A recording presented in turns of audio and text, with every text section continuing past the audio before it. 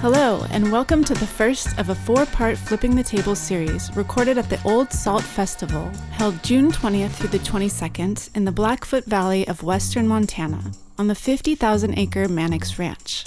The tagline for the festival is "Land is Kin" and features sales of artisan products derived from natural fibers and hides, enlightening talks with changemakers, storytellers, and ranchers, as well as 3 days filled with live country music and delicious meals prepared on open fires in the center of the event. Roots of Change team members Coco Sanabria, Doris Meyer, and Michael Dimmick attended to record podcasts, engage producers, and expand its network of allies seeking to promote regenerative livestock production, which delivers healthy food, healthy animals, and healthy land for our nation and the world. Coco joined Michael as co-host for this special series of Flipping the Table. Enjoy episode 1 and watch for our 3 additional episodes to be shared in July and September. Enjoy the show.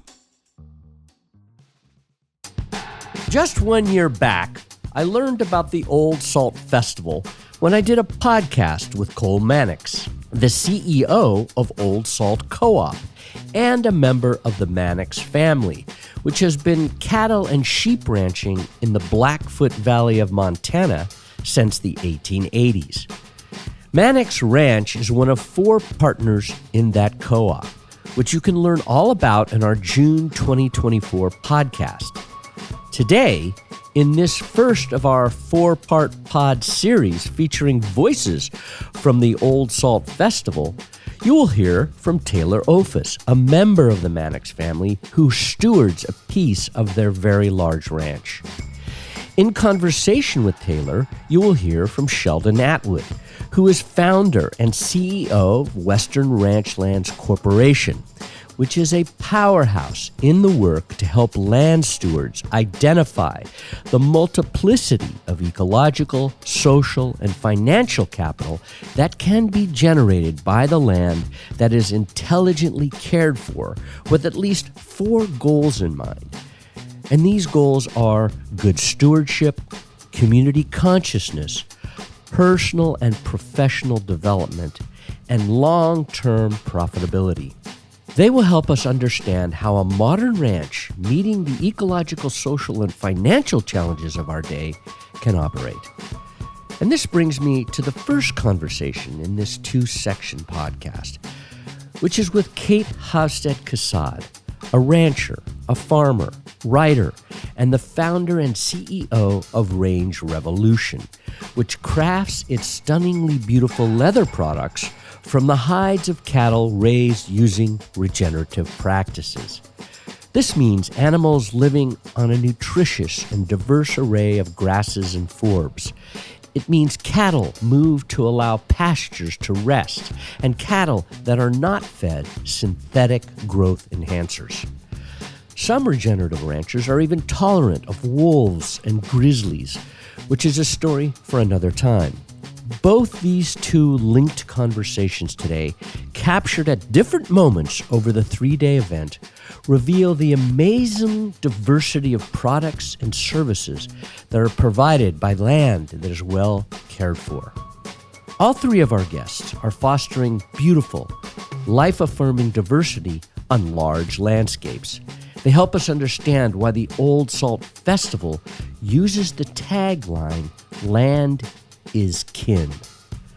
Coco Sanabria, who joined our team in 2023 while finishing her master's degree at Stanford and now manages projects, was my welcome co-host for these Old Salt Festival conversations.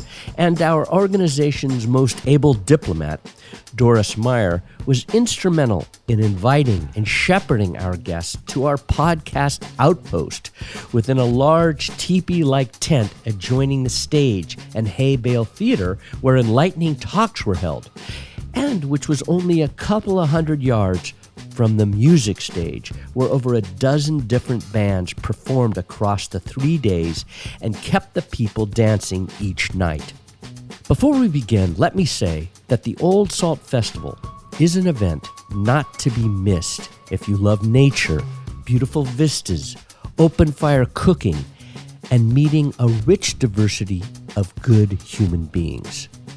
I trust you will enjoy listening to this series as much as we did recording it. Okay, Cate Havstad-Casad, so good to see you here at the Old Salt Festival in Helmville, Montana. So, tell us why you came.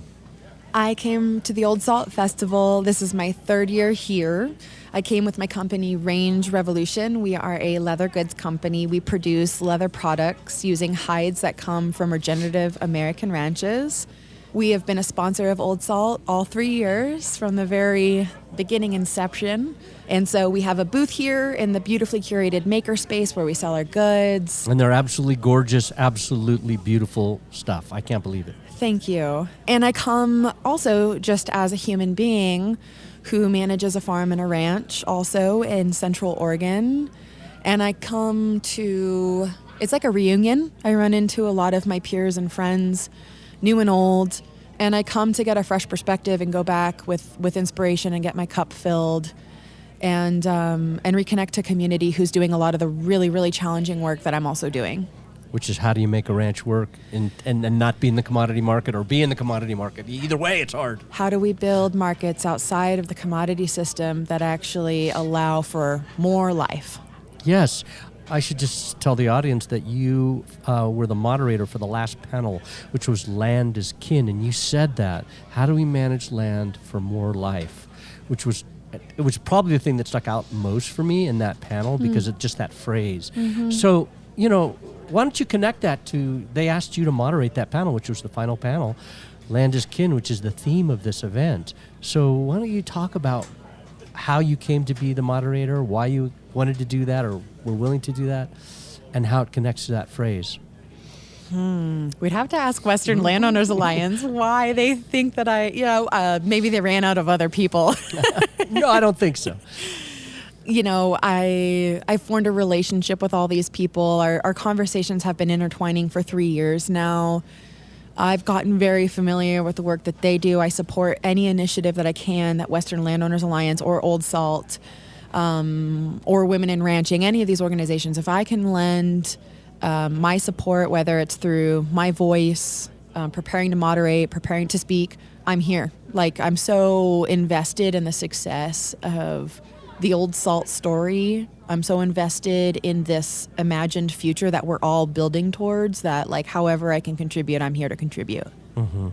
Yeah, and so the Old Salt story, Range Revolution story, the different ranchers that were here, they're all going for what? How would you describe, how would you encapsulate it?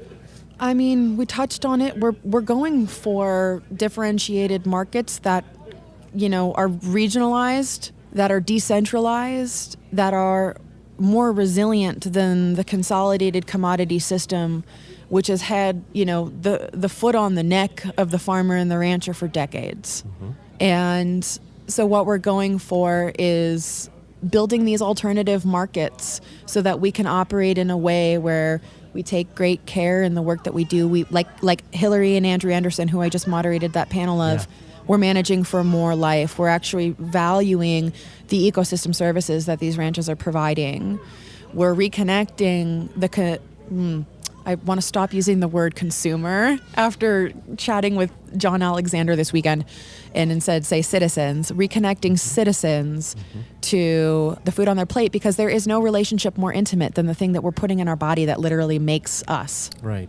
So that's what we're going for. Yeah, that's well said. I like that. And going back to the panel that you moderated with the Andersons, they have a J-Bar, which is one of the partners in Old Salt. Mm-hmm. They talked about this complexity of managing for the species other than just the cattle or the sheep and trying to make that work. I think it's a story that's still unfolding. Yes, we don't totally know how to do it. Yeah. We're learning. With the wolf reintroductions, the issues just kind of continue to unfold. And it is our job to learn to coexist in their ecosystems. These are not ours. Right. These places do not belong to us. We belong to them.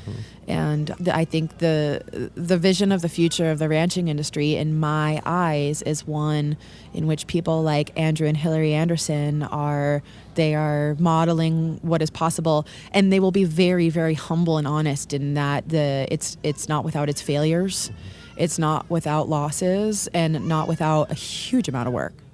Yeah. So I want to talk a little more about your business. I want to talk about your products and your supply chain, because that's how I found out about you, really, was through the Grass Project, which we've done podcasts on. So why don't you talk about your business and your sourcing? Range Revolution began in 2021, and I set out to build a product that I thought was for one of my other businesses, which is called Havstad Hat Company. And I've operated that business since 2014. So I have, at that time, I was learning to become a custom Western hat maker. And I was also working on my now husband's first farm. So agriculture and design have evolved together in my career. As we got deeper into a direct-to-consumer meat business model, which honestly was a response to massive irrigation loss. We used to be vegetable farmers, organic vegetable growers, but our farm is like many farms. It is a story of water loss in the West. At the peak, we lost 80% of our irrigation waters. Wow. And being potato, onion, produce farmers became unviable. And so we started to transition our model. We had always done a little bit of grazing and pigs, but we just doubled down and we increased our herd sizes and built a direct-to-consumer meat model. But as we got deeper into that business, I started to understand the economics better and realized that, wow, when we send a steer to slaughter, only 65% of that carcass on average is being utilized. And I'm always, in all my business endeavors, I'm like, how do we make ranching more viable? How do we increase the economic realities of ranchers in today's economy? And that 35%, which is currently deemed waste in most systems, is huge. And if we could start to recapture that, it would make a world of difference.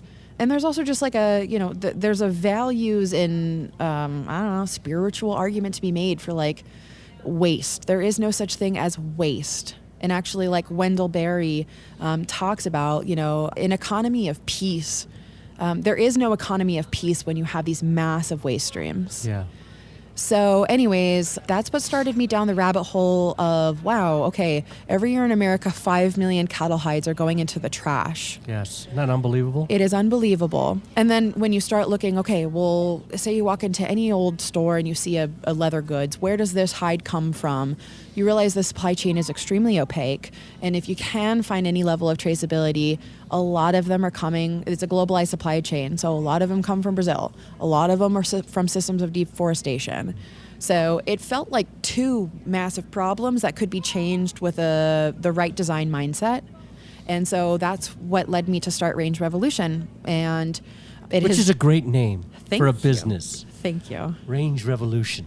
It's a little punchy, which is, the Yeah. point. Yeah, it's good. But anyway, I interrupted you. You were talking about the supply chain in Brazil and... Yeah. So we're working, all of our hides come from American ranches who are managing their ranch regeneratively. And in the beginning, we're using EOV, ecological outcome verification. Which came out of the Savory team, Cruise. Yep. Mm-hmm. Yep. We were one of the first brands that signed up for Land to Market when that began. Great. That's a big investment. Yeah. Good for you. Yeah. And we've just been growing it since then. It's been messy. I've made lots of mistakes. There were lots of inefficiencies. I didn't know anything about leather before we began this. And then, fast forward to today, in the past, we were, moving whatever we could. So pallet here, pallet there. There was just lots of mistakes leading to inefficiencies. But today, last month, we moved a full truckload of hides exclusively from California ranches. Yeah, name those ranches, because they're ranches we work with. That was really cool. Yes, so Stemple Creek, Lauren, Richard's Grass-Fed, I know Carrie well, and then Eel River. Yeah, those are the three ranches that Clint. we just pulled 650 hides, took them down to tannery in Leon, Mexico, where they're going to be vegetable tanned and crafted into bags. But not only are we crafting our own products, which is the Range Revolution line, we are also now starting to broker these leathers to other brands like Range Revolution who want to access the supply chain. So anyways, that's where we are. So from hearing you talk, I want to bring up one thing that happened this weekend too. Is there was a live butchery demonstration, and I think something that was brought up too is the mass amount of waste that comes from slaughter and just what a missed opportunity there is. And something that struck me is they, as butchers, were talking about. Of course, that's much more intimate than if you're sending it to someone else to really push it through. But they were like, well, we can get up to, I think they said 85% use out of that animal and that meat. And at home, they said in the 90s. Yeah. Mm-hmm. And at home, they said in the high 90s, 97%, which is, it's really contingent on like what you're willing to use. But it's also so interesting because just within like what's culturally relevant, I guess, to the food and what we're consuming in the U.S. It's very different. People eat different things, of course. And I'm so glad that you are also looking at that on that leather, on that aspect, because, I mean, people who know me know that one of my soapboxes is this element that people are like, can't believe you use leather. And I'm like, well, gotta say, the demand for meat is much higher than the demand for leather. Yes. And if you're like, okay, you can be not eating meat and it can be because of animal welfare and all these things. But if you want to look at that, there's so many opportunities to still tap into this system that is supportive of the right way. And that is an opportunity. I'm like, why are we investing money into petrol, leather, in quotes, alternatives? Yes. When there's so much of natural leather thrown away and it's lasts so much longer and all these things. And I see your eyes lighting up. I'm sure you also share that soapbox, but it's fascinating to go to the textile and fashion conferences where the narrative for so long has been vegan alternatives or biosynthetic created materials. And they have no idea about the waste stream. They have no connection to ecological ranching systems. So they don't understand this can be a byproduct of regeneration. This can be a byproduct of revitalizing rural landscapes. They just don't understand. And I hate to burst everybody's bubble, but my sister, I mean, she works in social justice, kind of focused on oil and gas and climate change issues. And the oil industry has for decades been preparing for the conversion to more electric vehicles, and the pivot into textiles and the amount of marketing money which has gone into telling the average consumer that a vegan alternative is more eco-conscious is very, very well constructed and very well funded by the oil industry. Sell more oil. 100%. They're building new refineries now specifically for textiles. Let me give you a textile stat. You know, back in 1950, 1960, a majority of the fibers that made up our fashion supply chain were natural fibers like cotton, linen, leather, wool. Today, it's less than 2% is animal and natural fibers. That is so and they're blended now too. Often. They're all blended. And those and the synthetics don't break down, so you're creating pollution. Oh. And versus all the other stuff is organic and it breaks down. It sheds in our washing machines. It goes into the water. Yeah. It's on our body's number one most absorbent organ, our skin. Right. Yeah. Anything that's blended to a synthetics can't be recycled. So there's there's no end of life reconstruction options. Nope. It's insane. And here's the thing, like, I find the work in fashion to be thrilling and extremely frustrating. I have spent 12 years working in food systems and trying to reach people through the food on their plate, and I just understand and I can't unsee now that there's an opportunity to reach a level of pop culture through fashion and style that like must be reached. Yes. Because the conversation in food is so much further along. And fashion is miserably behind. Yes. Well, I was just, when you said that, I thought of Beyonce, like, she needs to have your bags. I mean, I agree. Yeah. And if you guys know who to talk to, I'm in. No, but there must be people who are on the fashion edge who know about your product. Because I hear about Range Revolution. So where are you? I mean, who do you have? Do you have allies in that world, the fashion world? Increasingly so. You know, I don't come from the world, so I'm meeting a lot of them by going to conferences and sharing what my work is. But I mean, I have some incredible people who have joined my team this year that come from larger organizations with experience in this world. So that's wonderful. We're doing our first celebrity collaboration. We're putting out 2 pairs of cowboy boots this fall. Great. We don't intend on becoming a boot company. This is a very special limited edition collaboration with an actress. Her name is Beth Bears. She and I have been friends through my hat work, and she's an actress, so she's bringing a whole new kind of level of pop culture attention to this work, which we're very grateful for. So that collaboration is coming out this fall. Good. Well, it's an interesting time because cowboy attire, I would say, and ranch attire is even in urban settings. It's true. Yes, she goes to the line dancing all the time. Right? I was talking to people. So I'm from LA originally, and I live there now. Yeah. And you'll see people in cowboy hats and jeans and cowboy boots, especially walking down the street now. Oh yeah. And it's definitely trending. Western is in. Western is in. I know. So, anyways, we have to make sure that Western industry actually connects to what the Western industry is and supports it. That it's not just a visual thing. This is not just cosplay. This absolutely. is and it also hopefully it'll connect to the regenerative burst of energy around regeneration rather than just commodity Western, or you know what I'm saying? Well, an urban market is a perfect target for that. Mm-hmm. You know, an LA audience is primed and ready to have a conversation, and even just again in the last 5 years. A more nuanced understanding of it's not the cow, it's the how. Yes. Through, I have to thank the Kiss the Ground film producers for their work, because it brought this conversation to a much larger level.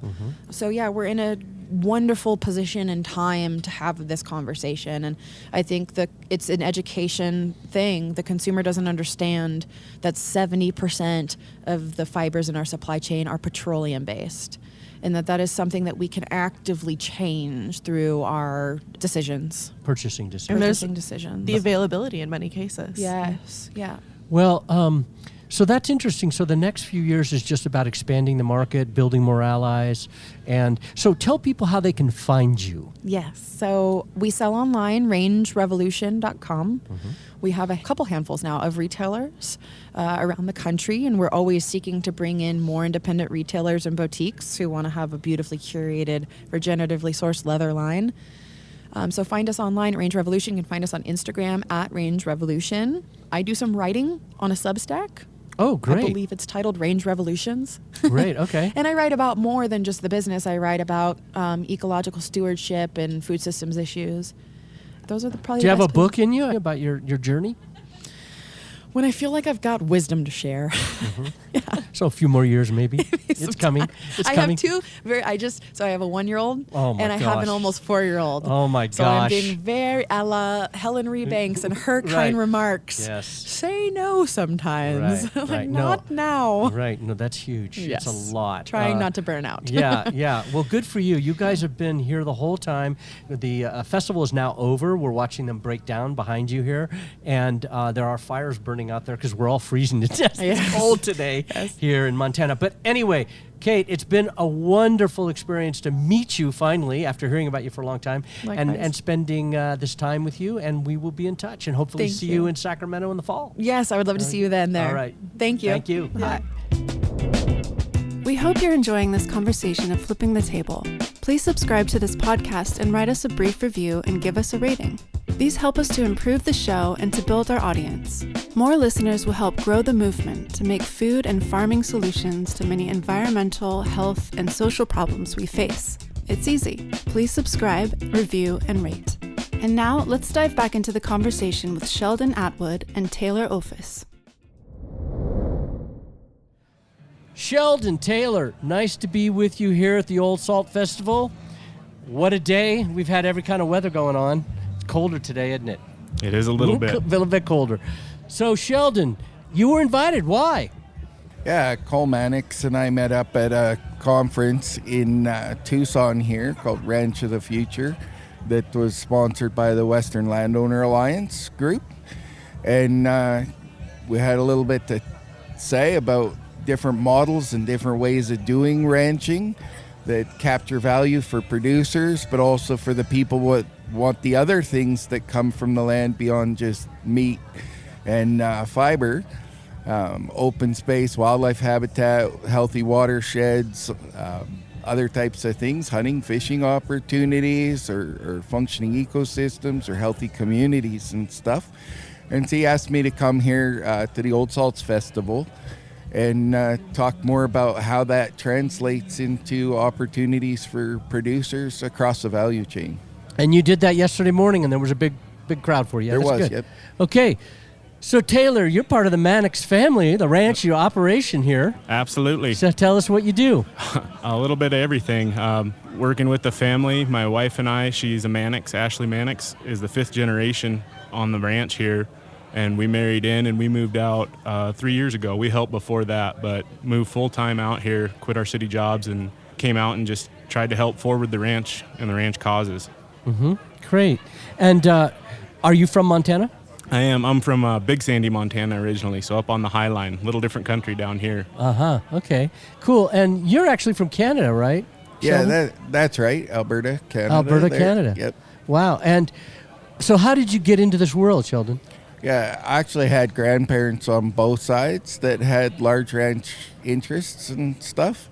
And yet both of those family ranches had gone out of the family by the time I graduated high school. It was really personally painful and frustrating for me because I loved the ranch life and the community and the sense of everything that went with that. But was also taught by my mother a very high level of understanding about where food comes from, and we had large garden and greenhouse and stuff like that, provide a lot of our own essentials, milk cows, and started buying bum lambs when I was a little kid and making up my own little herd and doing different things like that. I just want to find a solution for stopping these ranches from being either fragmented up or sold off until they weren't viable. And it doesn't matter if they go into multi-million-dollar houses or they get parceled up and then cropped conventionally. They've gone away from the community values and the ecological values that were in place years ago, and I think there's a healthier model than that. Yep. So the loss moved you. Yeah. Got it. So you and your wife, she's a Mannix, but you decided to come back. You decided to leave your city jobs. What was it? The job or the reason why? No, yeah, why? I mean, what kind of enticed you to come back to the ranch? That small town community, being able to affect that, and seeing a community such as Helmville, where everyone's, working together towards common goals, really reached out to us. We had our first son, and we were living in Butte, Montana, which isn't a giant city by anybody's stretch, but both of us, that was a pretty big place to be raising a son. The opportunity came around. We picked up a new lease, which in that stage, even the Mannix Ranch was low on people to manage that. And so we were able to come in and live in the leased house and rebuild all that. But basically just to keep moving things, towards the future, making things more successful, picking out different enterprises, working together. As our generation comes in, we're the fifth generation. I believe there's 6 of us back right now on the ranch. 4 of those are full-time employees working. Mm-hmm. And so we're trying to blend this dynamic and be able to push this ranch into the future in successful ways, and not only for monetarily gain, but also for, the agriculture as a whole or the landscape as a whole to bring it better. Mm-hmm. It sounds like there's, like you said, there's multiple different enterprises. And is that really, Sheldon, when you opened up with what you do, talk about that. Talk about the kinds of things that you see, you pitch, you help people do. So one of the ways that we wanted to combat this tragedy, I guess, of properties going out of families and into other uses and things, this fragmentation model that's out there, is to look at other ways to make family ranching and ranching more profitable. And among that, it's like Taylor's saying, there's additional enterprises that we can have people bring in. And so, I did everything I could to study every aspect of animal agriculture, nutrition, reproduction, physiology, everything there is under the sun there, but also then realize you also have to understand ecology and range science and animal behavior. And then really, even if you understand all of the biology, if you don't understand business and economics and finance, you don't have enough of the pieces of the puzzle to come together. But luckily, I had some family background in construction and business-oriented type of things, and was blessed with some early experiences and opportunities to do some entrepreneurial things that taught me the practical realities of that. And it enabled us to recognize that as much as fragmentation is sometimes termed development, there's other models of development, and that can include aggregation, the reverse, where just as Taylor's talking about, you take on a new lease or you buy a new property, and the increasing economies and ecologies of scale actually make for a more resilient and more robust overall business, sometimes even with an additional line or enterprise that can come into scale at that level, right? So adding hunting and fishing enterprises where those are allowed or supported by the biological resource becomes great. But also by bringing people into the capital stack, or as I like to think of it, adopting people into the family of your family ranch and saying, yeah, if you like to hunt and fish, you don't just have to pay me for the access to temporarily come on my property and hunt or fish. You can buy into the ranch and be an owner of the ranch, and it's emotionally a very different experience. Financially, their contribution grows in value over time. It's not just money transacted once, it's an investment made over time, but they're bought in at a different level. And when that happens, it transforms the relationship that we have. So we've built this and done it and tested it numerous times over many different circumstances, and made it possible for people to participate, and had people from conservation organizations and even just aligned investors that will never come out and touch or see the property, but want to know that we're doing good with it for God's little creatures and watershed and open space and these other values. The big creatures too. The big creatures too, the sexy things as well, but the frogs and the lizards and the worms in the soil, like all of it. And we're working with people on measuring and monitoring all of the bugs and the birds, but also the carbon in the soils and other kind of things that people care about. And then being able to tell that story adds value, just as it does here at the Mannix Ranch. So that's good. So talk about the different things that are happening on the Mannix Ranch. Yeah, seasonally a little bit it differs, but I would say we still have cow-calf operation standard. We no longer sell any of those calves, though. We hold those all over as stockers for ourselves and our replacement heifers. So that's a revenue stream there. We have our beef program. We did direct to consumer until 2024, and then actually we moved that to Old Salt. So Old Salt is co-op. That's a co-op. That's separate. That's our co-op. You're a member of the Old Salt with co-op. J. Barrell and Sebin Ranches and a couple ranches in Missoula came together to kind of form our operation. You know, it was kind of us taking our shot at the big packer industry. And he was talking about building a blueprint, and we're hoping that's what we can do with that. But as far as vertical integration on the ranch, we also do our own timber harvesting. We do work with NRCS, and we're doing conifer encroachment work. We're doing all that stuff to better the landscape. We work, you know, he was talking about bringing people into the fold. Half of our things we do are because we have partners in them, and maybe not financial partners so much as just someone to give you the thumbs up. You know, a perfect example is straight across here. The listeners aren't going to be able to see it, but we did a burn in 3 different sections. We did a 3 years burn, and that encompassed state land, Forest Service land, BLM land, private land.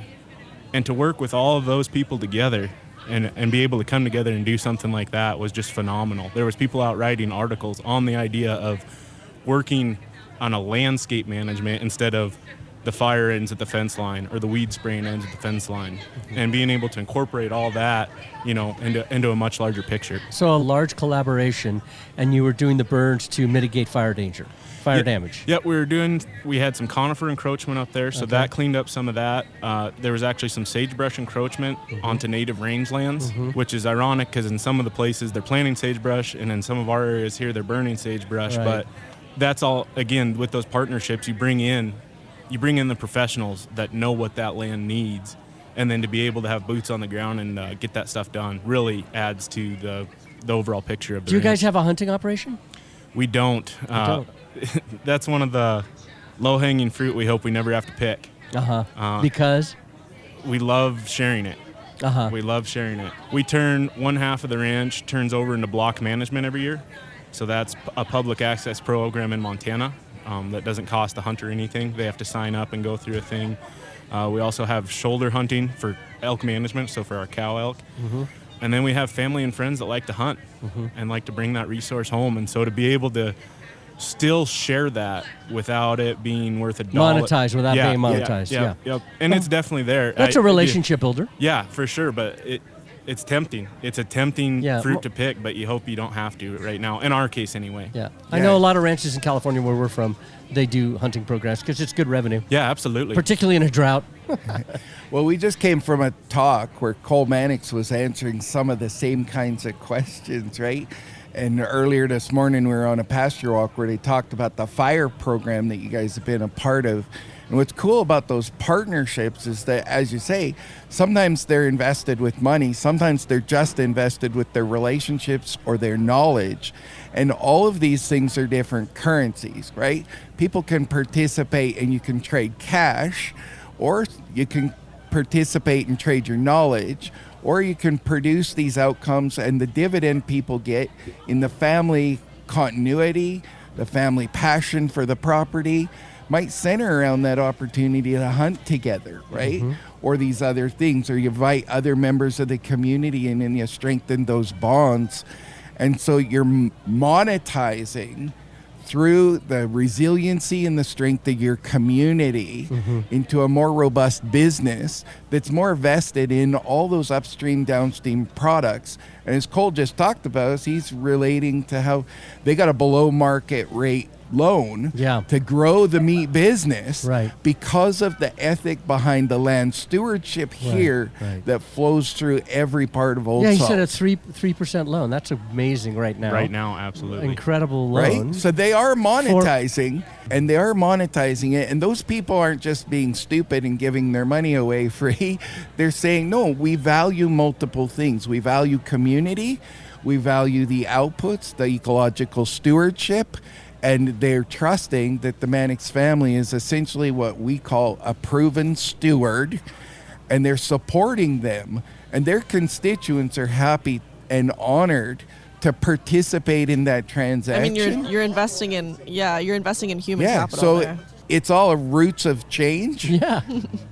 I appreciate that you bring in both the fire management and the fact that you're obviously grazing on natural grazing lands, and really, I mean, I'd like to emphasize the point that you cannot do simply one or the other. I think there's conversations a lot in California of how can we manage a lot of our brush land that does burn, that's a really big fire risk, and there's conversations both on the fire management side by doing controlled burns and on the grazing side. But I've seen rather those conversations pretty siloed, just depending on who's leading it. But it's a system after all, and everything is very connected with it. I think when you talk about being connected, you have to extend that bridge, right, or that olive branch across there, because understanding that those communities are working together. The fire mitigation people and the grazers are working together full time, right? Like those go hand in hand. We have a lease up behind us here. It kind of goes unnoticed, but it's a large grass lease that was subdivided in the 70s, and there's 200 and some landowners up there, and we're running our cows up there amongst their 40-acre chunks, right? And some people, it causes problems, or there's fences here and there. But the overall net gain on that landscape from having our cattle up there, cleaning up the brush, knocking down some of those invasives, and being moved in a responsible manner, it just is an overall win for everybody. Yep, that's interesting. So do you guys, I'm just thinking about the model, do you as a family have a weekly meeting, the people that work on and then divide and conquer all the things that have to be done? How's that work? Yeah, we're going through that quite a bit right now. Generation 4, which would be the 3 brothers, so David, Randy, and Brent, my father-in-law, are, they use the word retire, but I don't think that's actuality. I don't think those fellers have quit in them at all, but they're looking at stepping back at some of that, and so we're looking about how to go forward and how to attack this with a model. We do every Monday morning. It used to be Tuesdays we dreaded, but we moved it to Monday morning at 6 a.m. We have a family meeting at the ranch office, and we talk about everything that went on that week. But at this expanding level, that's also our only time that we all get together in one room. So sometimes it goes a little off the rails with funny conversations, or who saw the wood elk, or what saw who the bear, that kind of stuff. But we're working with that, and we work with, we consider it like the homesteader model. So each individual is kind of assigned a portion of the ranch, or what was previously a smaller ranch, and we've incorporated that now. And they're kind of the command post for that. They're responsible to make sure they get the help. And we have a lot of people that are floating, and we have several part-time people as well that are floating and like, hey, I need these resources today. You know, we need the skid steer today. We need the fencers today. I'm going to have water on here today. I need those cows moved tomorrow. But then you make those decisions, but then you're also the one out there moving the cows. Just I was running a little late to this today. I was moving heifers through the marsh, so that was fun. Cool. Well, so Sheldon, back to you with what's the geographic reach of the consulting, the talking, the speaking, the sharing that you're doing? Yeah, no, we've done work with folks in Australia, Brazil, around the world. Really, the center of our current efforts is in Alberta, but we've been drawn into other areas and currently working with some producers here in the States that have asked us to help them apply the model and the templates we've used to be more successful, to save time and money, getting those relationships in place in a legal sense, and to structure them in a way that's mutually beneficial for all the stakeholders across the realm, from the conservation communities to the aligned capital partners to the producers themselves, you know, and those who want to have a recreational interest in the property in some manner or whatever, but also the outer lying part of the ecosystem that is the third-party ecological outcome verifiers, right? Mm-hmm. They're doing the technology to measure, to monitor the carbon in the soils or whatever else it is that's out there, and those relationship builders and the other people. But bottom line, it's also right down to what Taylor's saying, the stewardship on the ground and making sure the heifers get moved when they're supposed to. Right. In the way they're supposed to, so you right. reduce stress on them, you reduce stress on the land, you encourage the most life in the soil possible, the most resilient community mix of the species of plants and animals that enhances the richness of all of that for everybody. This morning we heard about the Audubon guys talking about how rich the bird population here is as a result of the daily decisions about when and where and how to move the livestock to enhance the habitat for the creatures who have wings and could go elsewhere, but choose to be here because of the nutrition and the safety that is collected here in the habitat and the structure and the biochemistry that's here directly because of the land stewards' activities in this place. It's a beautiful thing. We're working on that. It's funny you bring up the Audubon. We're right in the middle of a project now with Fish, Wildlife, and Parks, actually. They're reintroducing sharp-tailed grouse into western Montana. And so it's the only viable population west of the Continental Divide in Montana exists here on the ranch. And that's by the birds choosing. They let most of them go down in the Bitterroot, and they couldn't pick them up on trackers. And then they were coming back towards Helena, and they picked them up.